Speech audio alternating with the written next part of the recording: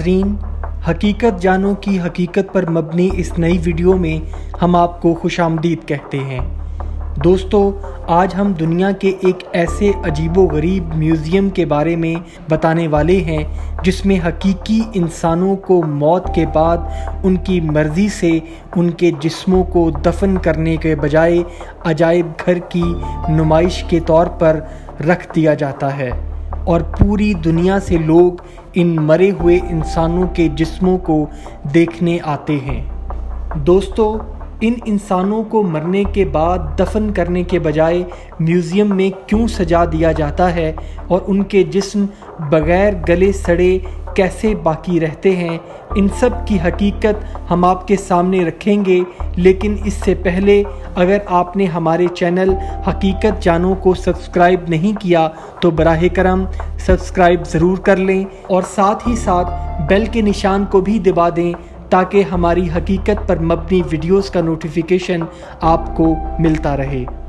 ناظرین، دنیا کے اس عجیب و غریب میوزیم کا نام ہے پلاسٹینیریم، جہاں حقیقی انسانوں کے جسم دیکھنے کے لیے آنے والے لوگ ورطۂ حیرت میں پڑ جاتے ہیں۔ اس عجیب و غریب میوزیم کی بنیاد ایک جرمن سائنسدان وان ہیگن نے 1979 میں رکھی، جس کا مقصد انسان اور جانوروں کے اجسام کو ہمیشہ کے لیے ایک کیمیکل پروسیس سے گزار کر محفوظ کیا جائے اور میڈیکل اسٹڈی کی ریسرچ کو مزید تقویت دی جائے، اور نئے بننے والے ڈاکٹرز انسانی جسم کے بارے میں جاننے کے لیے انسانوں کے حقیقی جسموں کو اپنے مشاہدات میں لا سکیں۔ اور اس سارے عمل کو پلاسٹینیشن کہا جاتا ہے، جہاں انسان کے مردہ جسموں کے مختلف حصوں کو نکال کر ہمیشہ کے لیے محفوظ کر لیا جاتا ہے۔ وان ہیگن نے اپنی پلاسٹینیشن ورکشاپ کا آغاز 1979 میں جرمنی کے ایک شہر گوبن میں کیا، جو جرمن پولش بارڈر پر موجود ایک چھوٹا سا شہر ہے۔ پلاسٹینیشن کی اس ورکشاپ اور میوزیم میں موجود تمام اجسام حقیقی انسانوں کے ہیں جو مرنے سے پہلے اپنے جسم کو پلاسٹینیشن اور ریسرچ کے لیے ڈونیٹ کر دیتے ہیں، اور جب وہ شخص دنیا سے رخصت ہو جاتا ہے تو انسٹرکشن کے مطابق پلاسٹینیشن کی ٹیم اس کی ڈیڈ باڈی کو اس کی دی ہوئی اجازت کے مطابق پلاسٹینیشن ورکشاپ میں لے آتی ہے، اور پھر اس مردہ انسانی جسم پر پلاسٹینیشن کا کام شروع کر دیا جاتا ہے۔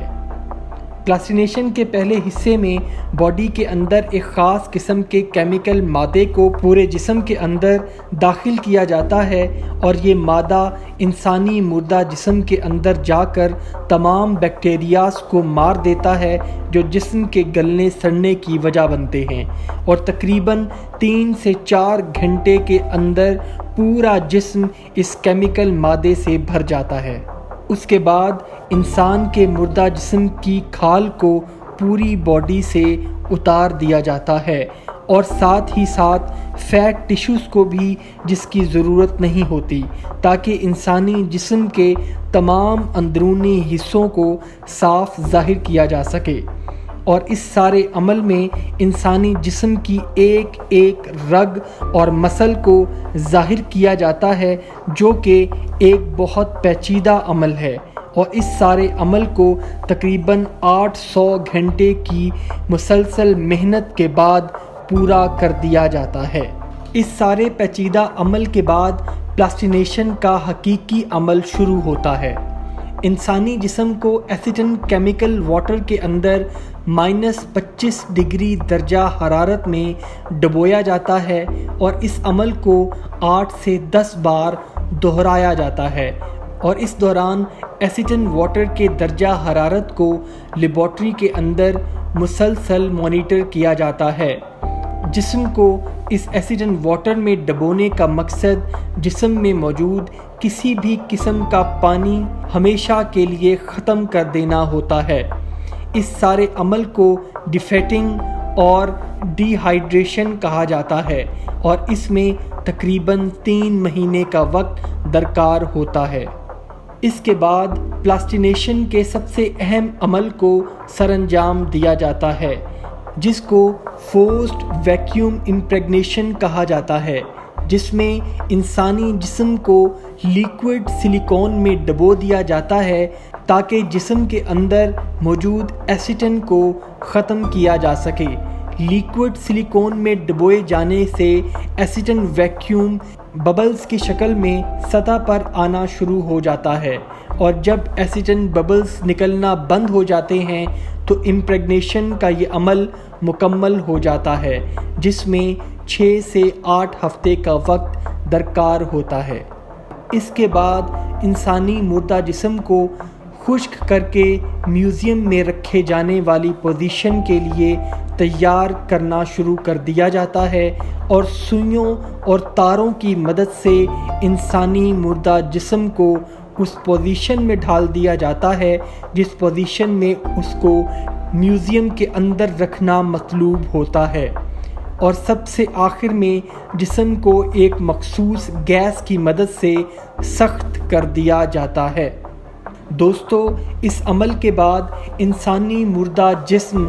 دہائیوں تک محفوظ بن جاتا ہے، اور اس کو میوزیم میں خدا کی قدرت کی تصویر بنا کر دنیا کے سامنے پیش کر دیا جاتا ہے۔ بے شک اللہ سب سے بڑا اور پوری کائنات اور ہر چیز کا مالک و خالق ہے۔ اسی نے انسان کو ایک خون کے لوتھڑے سے پیدا کیا اور اس میں روح پھونک دی، اور پھر اس کا مردہ جسم خاک سے بنا اور خاک کے ہی حوالے کر دیا جاتا ہے۔ اللہ پاک سے دعا ہے کہ وہ ہم سب کو اللہ اور اس کے پیارے محبوب صلی اللہ علیہ وآلہ وسلم کے احکامات پر عمل کرنے کی توفیق عطا فرمائے۔ وما الینا الا البلاغ المبین۔